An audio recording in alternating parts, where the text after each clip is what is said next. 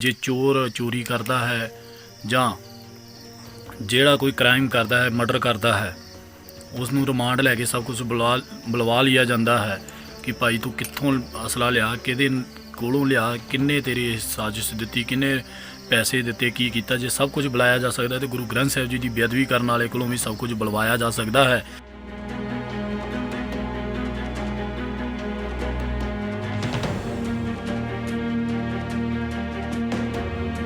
ਜੇ ਐਤਕੀ ਦੋਸ਼ੀ ਨੂੰ ਸਜ਼ਾ ਨਾ ਮਿਲੀ ਤੇ ਅਸੀਂ ਦਾਸ ਗੁਰੂ ਮਹਾਰਾਜ ਦੀ ਹਜ਼ੂਰੀ ਵਿੱਚ ਗੁਰੂ ਮਹਾਰਾਜ ਤੋਂ ਡਰਦੇ ਹੋਏ ਇਹ ਗੱਲ ਅਸੀਂ ਜ਼ਰੂਰ ਕਹਿ ਰਹੇ ਹਾਂ।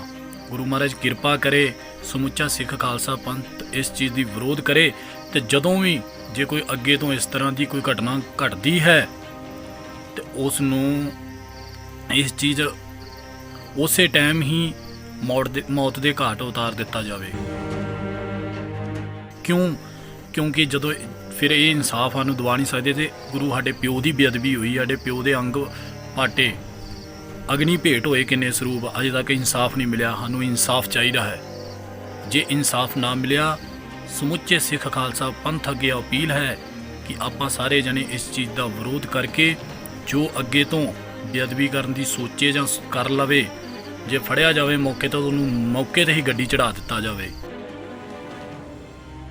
ਪਿਛਲੇ ਦਿਨੀ ਸ਼੍ਰੀ ਗੁਰੂ ਗ੍ਰੰਥ ਸਾਹਿਬ ਦੀ ਹੋਈ ਸ਼੍ਰੀ ਫਤਿਹਗੜ੍ਹ ਸਾਹਿਬ ਵਿੱਚ ਬੇਅਦਬੀ ਨੇ ਪੂਰੀ ਸਿੱਖ ਕੌਮ ਨੂੰ ਝੰਜੋੜ ਕੇ ਰੱਖ ਦਿੱਤਾ ਹੈ। ਅੱਜ ਚਾਰੇ ਪਾਸੇ ਸੰਗਤਾਂ ਦੇ ਵਿੱਚ ਗੁੱਸਾ ਹੈ ਕਿ ਆਖਰ ਇਹ ਕੌਣ ਲੋਕ ਨੇ ਜੋ ਬੇਅਦਬੀ ਨੂੰ ਅੰਜਾਮ ਦਿੰਦੇ ਨੇ। ਔਰ ਇਸੇ ਦਰਮਿਆਨ ਸੋਸ਼ਲ ਮੀਡੀਆ ਤੇ ਇੱਕ ਵੀਡੀਓ ਵਾਇਰਲ ਹੋ ਰਹੀ ਹੈ ਜਥਾ ਸਿਰਲੱਥ ਖਾਲਸਾ ਜੀ ਦੀ। ਜਥਾ ਸਿਰਲੱਥ ਖਾਲਸਾ ਜੀ ਦੇ ਮੁੱਖ ਸੇਵਾਦਾਰ ਭਾਈ ਦਿਲਬਾਗ ਸਿੰਘ ਜੀ ਨੇ ਤੇ ਮੀਤ ਪ੍ਰਧਾਨ ਭਾਈ ਰਵਿੰਦਰ ਸਿੰਘ ਖਾਲਸਾ ਜੀ ਨੇ। ਭਾਈ ਰਵਿੰਦਰ ਸਿੰਘ ਖਾਲਸਾ ਜੀ ਦਾ ਜੋ ਸੋਸ਼ਲ ਮੀਡੀਆ ਤੇ ਵੀਡੀਓ ਵਾਇਰਲ ਹੋ ਰਿਹਾ ਹੈ ਉਸ ਦੇ ਵਿੱਚ ਸਾਫ਼-ਸਾਫ਼ ਉਹਨਾਂ ਦੀ ਨਾਰਾਜ਼ਗੀ ਝਲਕ ਰਹੀ ਹੈ। ਉਹਨਾਂ ਨੇ ਬੜੀ ਹੀ ਸਰਲ ਔਰ ਬੜੇ ਹੀ ਅਲੱਗ ਲਹਿਜੇ ਵਿੱਚ ਇਹ ਗੱਲ ਕਹੀ ਹੈ ਕਿ ਪਹਿਲਾਂ ਚੋਰ ਫੜ ਲੈਂਦੇ ਨੇ, ਰਿਮਾਂਡ ਤੋਂ ਬਾਅਦ ਜੋ ਕੁਝ ਉਸ ਦੇ ਕੋਲੋਂ ਪੁੱਛਦੇ ਨੇ ਔਰ ਜੋ ਉਹ ਆਪਣੀ ਜ਼ੁਬਾਨ ਰਾਹੀਂ ਉਹਨਾਂ ਦੇ ਅੱਗੇ ਬਿਆਨ ਕਰਦਾ ਹੈ, ਇਹ ਸਾਰਾ ਹੀ ਕੁਝ ਜਿਹੜਾ ਹੈ ਲੋਕਾਂ ਦੇ ਸਾਹਮਣੇ ਆਉਂਦਾ ਹੈ। ਪਰ ਜਦੋਂ ਬੇਅਦਬੀ ਦਾ ਮਾਮਲਾ ਆਉਂਦਾ ਹੈ, ਬੇਅਦਬੀ ਕਰਨ ਦੇ ਦੋਸ਼ ਵਿੱਚ ਜੋ ਲੋਕ ਫੜੇ ਜਾਂਦੇ ਨੇ, ਜਦੋਂ ਉਹਨਾਂ ਨੂੰ ਰਿਮਾਂਡ ਤੇ ਲੈ ਕੇ ਉਹਨਾਂ ਦੇ ਕੋਲੋਂ ਪੁੱਛਗਿੱਛ ਕੀਤੀ ਜਾਂਦੀ ਹੈ, ਕਿਸ ਨੇ ਭੇਜਿਆ, ਕਿੰਨੇ ਪੈਸੇ ਦਿੱਤੇ ਨੇ, ਕਿਸ ਦੀ ਸਾਜ਼ਿਸ਼ ਹੈ, ਇਹ ਸਾਰੀਆਂ ਗੱਲਾਂ ਸਾਹਮਣੇ ਕਿਉਂ ਨਹੀਂ ਆਉਂਦੀਆਂ। ਭਾਈ ਰਵਿੰਦਰ ਸਿੰਘ ਖਾਲਸਾ ਜੀ ਨੇ ਇਹ ਵੀ ਗੱਲ ਕਹੀ ਹੈ ਕਿ ਜੇਕਰ ਬੇਅਦਬੀਆਂ ਦੇ ਦੋਸ਼ੀਆਂ ਨੂੰ ਸਜ਼ਾ ਨਹੀਂ ਦਿੱਤੀ ਗਈ ਤੇ ਨਾ ਹੀ ਬੇਅਦਬੀਆਂ ਰੁਕੀਆਂ ਤੇ ਖਾਲਸਾ ਪੰਥ ਉਸ ਨੂੰ ਖੁਦ ਸਜ਼ਾ ਦੇਵੇਗਾ। ਵਾਹਿਗੁਰੂ ਜੀ ਕਾ ਖਾਲਸਾ, ਵਾਹਿਗੁਰੂ ਜੀ ਕੀ ਫਤਿਹ। ਜਥਾ ਸਿਰਲੱਥ ਖਾਲਸਾ ਜਿਸ ਦੇ ਮੁੱਖ ਸੇਵਾਦਾਰ ਭਾਈ ਦਿਲਬਾਗ ਸਿੰਘ ਜੀ ਜੋ ਟਾਹਰੀ ਸਾਹਿਬ ਦੇ ਗੁਰਦੁਆਰੇ ਦੇ ਮੁਖੀ ਹਨ, ਦਾਸ ਰਵਿੰਦਰ ਸਿੰਘ ਖਾਲਸਾ ਜ਼ਿਲ੍ਹਾ ਤਰਨਤਾਰਨ ਮੀਤ ਪ੍ਰਧਾਨ, ਜੋ ਗੁਰੂ ਗ੍ਰੰਥ ਸਾਹਿਬ ਜੀ ਦੀ ਬੇਅਦਬੀ ਹੋਈ ਉਸ ਦਾ ਦੁੱਖ ਸਮੁੱਚੇ ਸਿੱਖ ਪੰਥ ਨੂੰ ਬਹੁਤ ਹੀ ਗਹਿਰਾ ਚੋਟ ਪਹੁੰਚੀ ਹੈ। ਸੋ ਅਸੀਂ ਪ੍ਰਸ਼ਾਸਨ ਨੂੰ ਇਹ ਪੁੱਛਣਾ ਚਾਹੁੰਦੇ ਹਾਂ ਕਿ ਦੋਸ਼ੀ ਨੂੰ ਕੀ ਸਜ਼ਾ ਦਿੱਤੀ ਗਈ ਹੈ, ਕੀ ਰਿਮਾਂਡ ਲਈ ਤੇ ਕੀ ਉਸਨੇ ਬਕਿਆ। ਇੱਥੇ ਸਭ ਕੁਝ ਹੀ ਬਕਿਆ ਜਾ ਸਕਦਾ ਹੈ। ਜੇ ਚੋਰ ਚੋਰੀ ਕਰਦਾ ਹੈ ਜਾਂ ਜਿਹੜਾ ਕੋਈ ਕ੍ਰਾਈਮ ਕਰਦਾ ਹੈ, ਮਰਡਰ ਕਰਦਾ ਹੈ, ਉਸ ਨੂੰ ਰਿਮਾਂਡ ਲੈ ਕੇ ਸਭ ਕੁਝ ਬੁਲਵਾ ਲਿਆ ਜਾਂਦਾ ਹੈ ਕਿ ਭਾਈ ਤੂੰ ਕਿੱਥੋਂ ਅਸਲਾ ਲਿਆ, ਕਿਹਦੇ ਕੋਲੋਂ ਲਿਆ, ਕਿੰਨੇ ਤੇਰੀ ਸਾਜ਼ਿਸ਼ ਦਿੱਤੀ, ਕਿੰਨੇ ਪੈਸੇ ਦਿੱਤੇ, ਕੀ ਕੀਤਾ। ਜੇ ਸਭ ਕੁਝ ਬੁਲਾਇਆ ਜਾ ਸਕਦਾ ਤੇ ਗੁਰੂ ਗ੍ਰੰਥ ਸਾਹਿਬ ਜੀ ਦੀ ਬੇਅਦਬੀ ਕਰਨ ਵਾਲੇ ਕੋਲੋਂ ਵੀ ਸਭ ਕੁਝ ਬੁਲਵਾਇਆ ਜਾ ਸਕਦਾ ਹੈ ਕਿ ਬੇਅਦਬੀ ਕਿਸ ਤਰ੍ਹਾਂ ਕੀਤੀ, ਕਿੰਨੇ ਭੇਜਿਆ ਸੀ, ਉਸ ਦੇ ਪਿੱਛੇ ਕੌਣ ਸਾਜ਼ਿਸ਼ ਹੈ। ਜੇ ਪੁਲਿਸ ਪ੍ਰਸ਼ਾਸਨ ਨੇ ਇਸ ਨੂੰ ਚੰਗੀ ਤਰ੍ਹਾਂ ਰਿਮਾਂਡ ਲੈ ਕੇ 10 ਦਿਨ 15 ਦਿਨ ਦੀ ਤੇ ਇਸ ਤੋਂ ਚੰਗੀ ਤਰ੍ਹਾਂ ਇਨਕੁਆਇਰੀ ਕਰਨ ਤੇ ਪੁੱਛਣ ਕਿਸ ਨੇ ਇਸ ਨੂੰ ਭੇਜਿਆ ਗੁਰੂ ਗ੍ਰੰਥ ਸਾਹਿਬ ਜੀ ਦੀ ਬੇਅਦਬੀ ਕਰਨ ਵਾਸਤੇ। ਜੇ ਐਤਕੀ ਦੋਸ਼ੀ ਨੂੰ ਸਜ਼ਾ ਨਾ ਮਿਲੀ ਤੇ ਅਸੀਂ ਦਾਸ ਗੁਰੂ ਮਹਾਰਾਜ ਦੀ ਹਜ਼ੂਰੀ ਵਿੱਚ ਗੁਰੂ ਮਹਾਰਾਜ ਤੋਂ ਡਰਦੇ ਹੋਏ ਇਹ ਗੱਲ ਅਸੀਂ ਜ਼ਰੂਰ ਕਹਿ ਰਹੇ ਹਾਂ। ਗੁਰੂ ਮਹਾਰਾਜ ਕਿਰਪਾ ਕਰੇ, ਸਮੁੱਚਾ ਸਿੱਖ ਖਾਲਸਾ ਪੰਥ ਇਸ ਚੀਜ਼ ਦੀ ਵਿਰੋਧ ਕਰੇ ਤੇ ਜਦੋਂ ਵੀ ਜੇ ਕੋਈ ਅੱਗੇ ਤੋਂ ਇਸ ਤਰ੍ਹਾਂ ਦੀ ਕੋਈ ਘਟਨਾ ਘਟਦੀ ਹੈ ਤੇ ਉਸ ਨੂੰ ਇਸ ਚੀਜ਼ ਉਸੇ ਟਾਈਮ ਹੀ ਮੌਤ ਦੇ ਘਾਟ ਉਤਾਰ ਦਿੱਤਾ ਜਾਵੇ। ਕਿਉਂਕਿ ਜਦੋਂ ਫਿਰ ਇਹ ਇਨਸਾਫ ਸਾਨੂੰ ਦਵਾ ਨਹੀਂ ਸਕਦੇ ਤੇ ਗੁਰੂ ਸਾਡੇ ਪਿਓ ਦੀ ਬੇਅਦਬੀ ਹੋਈ, ਸਾਡੇ ਪਿਓ ਦੇ ਅੰਗ ਪਾਟੇ, ਅਗਨੀ ਭੇਟ ਹੋਏ ਕਿੰਨੇ ਸਰੂਪ, ਅਜੇ ਤੱਕ ਇਨਸਾਫ ਨਹੀਂ ਮਿਲਿਆ। ਸਾਨੂੰ ਇਨਸਾਫ ਚਾਹੀਦਾ ਹੈ। ਜੇ ਇਨਸਾਫ ਨਾ ਮਿਲਿਆ, ਸਮੁੱਚੇ ਸਿੱਖ ਖਾਲਸਾ ਪੰਥ ਅੱਗੇ ਅਪੀਲ ਹੈ ਕਿ ਆਪਾਂ ਸਾਰੇ ਜਣੇ ਇਸ ਚੀਜ਼ ਦਾ ਵਿਰੋਧ ਕਰਕੇ ਜੋ ਅੱਗੇ ਤੋਂ ਬੇਅਦਬੀ ਕਰਨ ਦੀ ਸੋਚੇ ਜਾਂ ਕਰ ਲਵੇ, ਜੇ ਫੜਿਆ ਜਾਵੇ ਮੌਕੇ ਤੋਂ ਉਹਨੂੰ ਮੌਕੇ 'ਤੇ ਹੀ ਗੱਡੀ ਚੜ੍ਹਾ ਦਿੱਤਾ ਜਾਵੇ। ਔਰ ਦੂਜੀ ਗੱਲ ਇਹ, ਜੇ ਇਸ ਬੰਦੇ ਨੂੰ ਜਿਸ ਨੇ ਗੁਰੂ ਗ੍ਰੰਥ ਸਾਹਿਬ ਮਹਾਰਾਜ ਜੀ ਦੀ ਬੇਅਦਬੀ ਕੀਤੀ ਹੈ, ਜੇ ਇਸ ਨੂੰ ਸਜ਼ਾ ਨਹੀਂ ਮਿਲੀ, ਨਹੀਂ ਕਾਨੂੰਨ ਨੇ ਸਜ਼ਾ ਦਿੱਤੀ, ਤੇ ਜਿੱਦਾਂ ਇਸ ਨੇ ਗੁਰੂ ਮਹਾਰਾਜ ਦੇ ਅੰਗ ਪਾੜੇ ਹਨ ਉਸੇ ਤਰ੍ਹਾਂ ਇਸ ਨੂੰ ਪਾੜਨਾ ਹੈ। ਸਿੱਖ ਧਰਮ ਦੀ ਭਾਵਨਾਵਾਂ ਹਨ, ਗੁਰੂ ਗ੍ਰੰਥ ਸਾਹਿਬ ਹੈ ਜਿਹੜਾ ਸਾਡਾ ਪਿਓ ਹੈ, ਉਸ ਦੀ ਬੇਅਦਬੀ ਹੋਈ, ਇਸ ਦਾ ਹਿਸਾਬ ਸਾਨੂੰ ਚਾਹੀਦਾ ਹੈ। ਔਰ ਇਸ ਦਾ ਹਿਸਾਬ ਅਸੀਂ ਆਪਣਾ ਸਿਰ ਦੇ ਕੇ ਵੀ ਲਵਾਂਗੇ। ਜੇ ਸਾਡਾ ਪਿਓ ਸ਼ਹਾਦਤ ਦੇ ਸਕਦਾ ਹੈ, 328 ਸਰੂਪਾਂ ਦੀ ਸ਼ਹਾਦਤ ਦਿੱਤੀ। ਇਤਿਹਾਸ ਥੋੜ੍ਹਾ ਪਿੱਛੇ ਚਲੇ ਜਾਈਏ, ਚੰਦੂ ਕਲਾਂ ਵਿੱਚ ਗੁਰੂ ਗ੍ਰੰਥ ਸਾਹਿਬ ਜੀ ਅਗਨੀ ਭੇਟ ਹੋਈ, ਬਸ ਕਿੰਨੇ ਸਰੂਪਾਂ ਨੇ ਜਿਹੜੇ ਗੁਰੂ ਮਹਾਰਾਜ ਜੀ ਦੇ ਅਗਨੀ ਭੇਟ ਹੋ ਗਏ। ਗੁਰੂ ਮਹਾਰਾਜ ਨੇ ਸ਼ਹਾਦਤ ਦਿੱਤੀ, ਕੌਮ ਨੂੰ ਜਗਾਇਆ। ਅੱਜ ਫਿਰ ਗੁਰੂ ਮਹਾਰਾਜ ਨੇ 328 ਸਰੂਪਾਂ ਦੀ ਸ਼ਹਾਦਤ ਦੇ ਕੇ ਕੌਮ ਨੂੰ ਜਗਾਉਣ ਵਾਸਤੇ ਪ੍ਰੇਰਨਾ ਕੀਤੀ ਹੈ। ਸਾਨੂੰ ਜਾਗਣਾ ਚਾਹੀਦਾ ਹੈ ਖਾਲਸਾ ਜੀ। ਅਸੀਂ ਖੁਸਰੇ ਬਣ ਕੇ ਕਿਉਂ ਬੈਠ ਗਏ ਹਾਂ ਘਰਾਂ ਵਿੱਚ? ਕਿਉਂ ਨਹੀਂ ਅਸੀਂ ਨਿਕਲ ਕੇ ਆ ਰਹੇ ਬਾਹਰ? ਓਏ ਅਸੀਂ ਆਪਣੇ ਪਿਓ ਨੂੰ ਭੁੱਲਦੇ ਜਾ ਰਹੇ ਹਾਂ ਤੇ ਸਾਡਾ ਕੀ ਰਹਿ ਜਾਊਗਾ? ਜਿਵੇਂ ਮੁਸਲਮਾਨ ਦੇ ਲਈ ਮੱਕਿਓਂ ਗਾੜੀ ਜਾੜ ਹੈ, ਇਸੇ ਤਰ੍ਹਾਂ ਹਰਿਮੰਦਰ ਸਾਹਿਬ ਤੇ ਗੁਰੂ ਗ੍ਰੰਥ ਸਾਹਿਬ ਜੀ ਦੇ ਗਾੜੀ ਅੱਗੇ ਤੋਂ ਆਪਣੇ ਲਈ ਸਭ ਕੁਝ ਆਜ਼ਾਦ ਹੀ ਆਜ਼ਾਦ ਹੈ।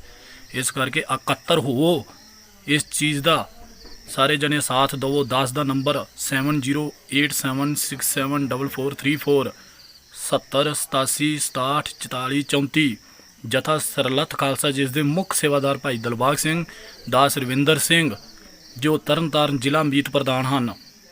ਅਸੀਂ ਇਹ ਵੀ ਕਹਿਣਾ ਚਾਹੁੰਦੇ ਹਾਂ ਕਿ ਜੇ ਇਹ ਇਸ ਚੀਜ਼ ਦਾ ਇਨਸਾਫ ਨਾ ਦਿੱਤਾ, ਇਸ ਚੀਜ਼ ਦੀ ਅਸੀਂ ਜ਼ਿੰਮੇਵਾਰੀ ਚੁੱਕਦੇ ਹਾਂ।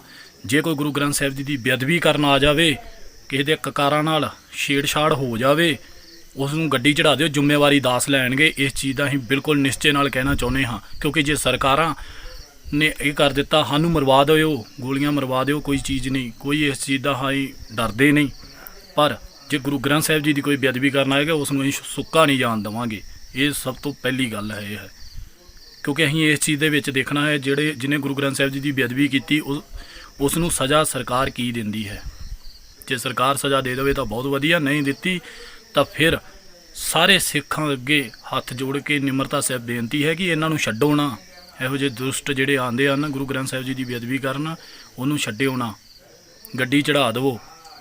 ਦੂਜੀ ਗੱਲ ਇਹ, ਜਿਹੜਾ ਸਿੱਖਾਂ ਦੀ ਪੁਲਿਸ ਵਾਲਿਆਂ ਨੇ ਪੱਗ ਨੂੰ ਹੱਥ ਪਾਇਆ, ਪਤਾ ਨਹੀਂ ਉਹ ਕਿਹੜੀ ਜਗ੍ਹਾ ਜਾਂ ਕਲਕੱਤਾ ਜਾਂ ਕਿਸੇ ਬਾਹਰ ਹੋਰ ਸਟੇਟ ਦੀ ਗੱਲ ਹੈ, ਜੇ ਬੇਅਦਬੀਆਂ ਨਾ ਰੋਕੀਆਂ ਗਈਆਂ, ਸਿੱਖਾਂ ਦੀਆਂ ਪੱਗਾਂ ਨੂੰ ਹੱਥ ਪਾਉਣ ਤੋਂ ਨਾ ਰੋਕਿਆ ਗਿਆ ਤਾਂ ਗੁੱਟ ਲੱਥ ਜਾਣਗੇ ਇੱਥੇ ਸਾਰਿਆਂ ਦੇ। ਇਹ ਚੀਜ਼ ਅਸੀਂ ਬਿਲਕੁਲ ਕਹਿ ਚੁੱਕੇ ਹਾਂ, ਕਿਉਂਕਿ ਜੇ ਕੋਈ ਸਿੱਖ ਦੀ ਪੱਗ ਨੂੰ ਉਹਦੇ ਉੱਤੇ ਕੀ ਤੁਸੀਂ ਧਾਰਾ ਲਾਏ? ਉਹ ਪੁਲਿਸ ਵਾਲੇ ਕੀ ਕੀਤਾ? ਪੁਲਿਸ ਵਾਲਿਆਂ ਨੂੰ ਪਿੱਛੇ ਜੇ ਨਿਹੰਗ ਸਿੰਘ ਨੇ ਪਟਿਆਲੇ ਵਿਖੇ ਪੁਲਿਸ ਵਾਲੇ ਦਾ ਗੁੱਟ ਵੱਢ ਦਿੱਤਾ, ਉਹਦਾ ਗੁੱਟ ਵੀ ਜੁੜ ਗਿਆ, ਉਹਨੂੰ ਨੌਕਰੀ ਵੀ ਜੀ ਇੱਕ ਨੂੰ ਮਿਲ ਗਈ। ਪਰ ਜਿਹੜਾ ਬਾਣੇ ਦੀ ਬੇਅਦਬੀ ਕਰ ਦਿੱਤੀ, ਗੁਰੂ ਸਾਹਿਬਾਨਾਂ ਦੀ ਬੇਅਦਬੀ ਕਰ ਦਿੱਤੀ, ਉਹਦਾ ਤੁਸੀਂ ਕੀ ਇਨਸਾਫ ਦਿਵਾਇਆ? ਦੱਸੋ, ਕੋਈ ਇਨਸਾਫ ਦਿਵਾਇਆ ਤੁਸੀਂ?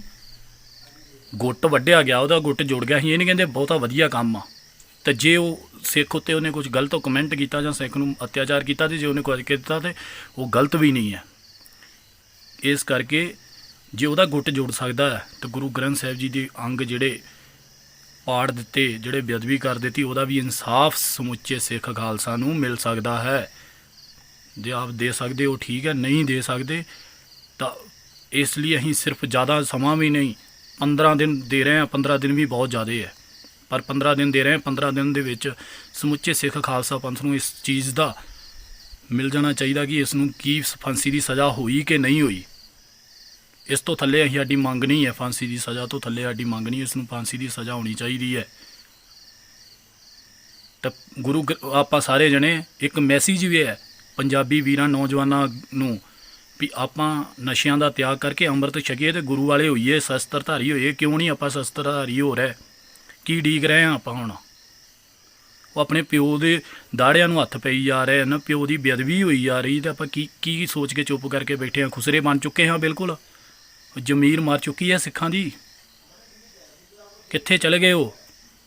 ਓਏ ਅਸੀਂ ਸਾਡਾ ਇਤਿਹਾਸ ਕੁਛ ਹੋਰ ਹੀ, ਸਾਡਾ ਇਤਿਹਾਸ ਇਹ ਨਹੀਂ ਮਰ ਗਏ, ਲੁੱਟ ਗਏ। ਆਪਾਂ ਜਿਉਂਦੇ ਜੀ ਵੀ ਮਰਿਆਂ ਦੇ ਬਰਾਬਰ ਹਾਂ। ਪਰ ਉਹਨਾਂ ਨੂੰ ਵੇਖੋ, ਹਰੀ ਸਿੰਘ ਨਲੂਆ ਨੂੰ, ਜਦੋਂ ਹਰੀ ਸਿੰਘ ਨਲੂਆ ਸ਼ਹੀਦ ਹੋ ਜਾਂਦਾ ਹੈ, ਕਿੰਨੇ ਦਿਨ ਤੱਕ ਉਹਦੀ ਲਾਸ਼ ਹੀ ਕਿਲੇ ਦੇ ਵਿੱਚ ਘੁਮਾਉਂਦੇ ਰਹੇ। ਉਹ ਮਰ ਕੇ ਵੀ ਜੀਂਦੇ ਸਨ, ਸ਼ਹੀਦ ਹੋ ਕੇ ਵੀ ਜੀਂਦੇ ਸਨ, ਪਰ ਅਸੀਂ ਜਿਉਂਦੇ ਜੀ ਹੀ ਸ਼ਹੀਦ ਆ, ਖਤਮ ਆ। ਸਟੇਟਸ ਸਾਡੇ ਦੇਖੋ ਫੋਨਾਂ 'ਤੇ ਲੱਗੇ ਹੋਏ, ਲੁੱਟ ਗਏ, ਮਰ ਗਏ, ਇਹ ਹੋ ਗਏ। ਇਹ ਇਤਿਹਾਸ ਨਹੀਂ ਹੈ। ਇਤਿਹਾਸ ਆਪਣਾ ਜਿਹੜਾ ਉਸ ਨੂੰ ਪਹਿਚਾਨੋ ਅਤੇ ਵਾਪਸ ਅਨੰਦਪੁਰ ਸਾਹਿਬ ਪਰਤੀਏ, ਜਿੱਥੇ ਗੁਰੂ ਮਹਾਰਾਜ ਨੇ ਖਾਲਸਾ ਸਾਜਿਆ ਸੀ, ਉੱਥੇ ਪਹੁੰਚੀਏ, ਅਨੰਦਪੁਰ ਸਾਹਿਬ ਤੇ ਪਰਨ ਕਰੀਏ ਕਿ ਗੁਰੂ ਗ੍ਰੰਥ ਸਾਹਿਬ ਜੀ ਦੀ ਬੇਅਦਬੀ ਕਰਨ ਵਾਲੇ ਨੂੰ ਅਸੀਂ ਗੱਡੀ ਚੜਾਉਣਾ ਹੈ। ਦਸ ਦੀਆਂ ਇੰਨੀਆਂ ਹੀ ਬੇਨਤੀਆਂ ਪ੍ਰਵਾਨ ਕਰਨੀਆਂ। ਵਾਹਿਗੁਰੂ ਜੀ ਕਾ ਖਾਲਸਾ, ਵਾਹਿਗੁਰੂ ਜੀ ਕੀ ਫਤਿਹ। ਮੈਂ ਆਪਣੇ ਇਹ ਮੋਢਿਆਂ ਤੇ ਗੋਡਿਆਂ ਤੋਂ ਬਹੁਤ ਦੁਖੀ ਸੀ। ਮੇਰੇ ਲਈ ਤਾਂ ਤੁਰਨਾ ਫਿਰਨਾ ਵੀ ਇੰਨਾ ਔਖਾ ਹੋਇਆ ਸੀ, ਮੈਂ ਦੱਸ ਵੀ ਨਹੀਂ ਸਕਦਾ। ਪਰ ਜਦ ਤੋਂ ਮੈਨੂੰ ਫੀ ਰਿਲੀਫ ਮਿਲਿਆ, 2.5-3 ਮਹੀਨੇ ਇਸਤੇਮਾਲ ਕਰਨ ਤੋਂ ਬਾਅਦ ਗੋਡੇ ਵੀ ਓਕੇ, ਮੋਢੇ ਵੀ ਓਕੇ। ਜੇ ਤੁਸੀਂ ਵੀ ਕਿਸੇ ਇਸ ਤਰ੍ਹਾਂ ਦੀ ਬਿਮਾਰੀ ਤੋਂ ਪਰੇਸ਼ਾਨ ਹੋ ਤਾਂ ਬੇਝਿਜਕ ਹੋ ਕੇ ਇਸ ਨੂੰ ਇਸਤੇਮਾਲ ਕਰੋ। ਸਿਰਫ 2.5-3 ਮਹੀਨੇ ਇਹ 125 ਬਿਮਾਰੀਆਂ ਤੱਕ ਦਾ ਇਲਾਜ ਕਰ ਸਕਦਾ ਹੈ। ਫੀ ਰਿਲੀਫ ਹਮੇਸ਼ਾ ਯਾਦ ਰੱਖੋ। ਬਸ ਕੁਛ ਦਿਨਾਂ ਤੋਂ ਮੈਨੂੰ ਬਾਲਾਂ ਦੀ ਬੜੀ ਸਮੱਸਿਆ ਸੀ। ਮੇਰੇ ਬਾਲ ਝੜਨੇ ਸ਼ੁਰੂ ਹੋ ਗਏ ਸੀ। ਮੈਨੂੰ ਮੇਰੇ ਦੋਸਤ ਨੇ ਆਇਲ ਫੀ ਰਿਲੀਫ ਵਾਲੇ ਦੱਸਿਆ। ਮੈਂ ਇਹ ਤੇਲ 3 ਕੁ ਮਹੀਨੇ ਲਾਣਾ ਆਪਣੇ ਸਿਰ 'ਤੇ ਅਪਲਾਈ ਕੀਤਾ। ਇਹ ਬਿਲਕੁਲ ਆਯੁਰਵੈਦਿਕ ਤੇਲ ਹੈ, ਇਹਦਾ ਕੋਈ ਸਾਈਡ ਇਫੈਕਟ ਨਹੀਂ ਹੈ। ਅਤੇ ਮੇਰੇ ਬਾਲ ਜਿਹੜੇ ਗੰਜਪਣ ਪੈਣਾ ਸ਼ੁਰੂ ਹੋ ਗਿਆ ਸੀ, ਉਹ ਦੁਬਾਰਾ ਆਉਣ ਲੱਗ ਗਏ। ਅਤੇ ਮੈਨੂੰ ਤਾਂ ਬੜਾ ਫਾਇਦਾ ਦਿੱਤਾ ਇਸ ਨੇ। ਜੇ ਤੁਹਾਨੂੰ ਵੀ ਕਿਸੇ ਇਸ ਤਰ੍ਹਾਂ ਦੀ ਪ੍ਰੋਬਲਮ ਦਾ ਤੁਸੀਂ ਸਾਹਮਣਾ ਕਰ ਰਹੇ ਹੋ ਤਾਂ ਇਹ ਤੇਲ ਲਾਣਾ ਨਾ ਭੁੱਲੋ। ਕਿਤਨਾ ਕਿਤੇ ਅਸੀਂ ਆਪਣੇ ਬਾਲਾਂ ਕਰਕੇ ਸ਼ਰਮ ਫੀਲ ਕਰਦੇ ਹਾਂ ਕਿ ਸੋਸਾਇਟੀ 'ਚ ਬੈਠੇ ਹਾਂ ਕਿ ਕੋਈ ਮਜ਼ਾਕ ਨਾ ਕਰ ਰਿਹਾ ਹੋਏ, ਪਰ ਥੈਂਕਸ ਟੂ ਫ੍ਰੀ ਲੀਫ ਜਿਹਨੇ ਮੇਰਾ ਇਹ ਕੌਨਫੀਡੈਂਸ ਬਿਲਡ ਕੀਤਾ, ਜਿਹਦੇ ਲਗਾਉਣ ਨਾਲ ਮੈਂ ਮਾਰਕੀਟ 'ਚ ਹੁਣ ਬੜਾ ਹੀ ਕੌਨਫੀਡੈਂਟ ਹਾਂ ਔਰ ਇਹਦੇ ਨਾਲ ਮੈਨੂੰ ਬੜਾ ਫਾਇਦਾ ਹੋਇਆ। ਅਤੇ ਮੈਨੂੰ ਸਰਵਾਈਕਲ ਦੀ ਵੀ ਦਿੱਕਤ ਸੀ ਅਤੇ ਉਹਦੇ ਨਾਲ ਵੀ ਮੈਨੂੰ ਬੜਾ ਰਿਲੀਫ ਮਿਲਿਆ। ਇਹ ਯੂਜ਼ ਕਰੋ ਅਤੇ ਮੈਂ ਪ੍ਰੈਕਟੀਕਲ ਯੂਜ਼ ਕਰ ਰਿਹਾ।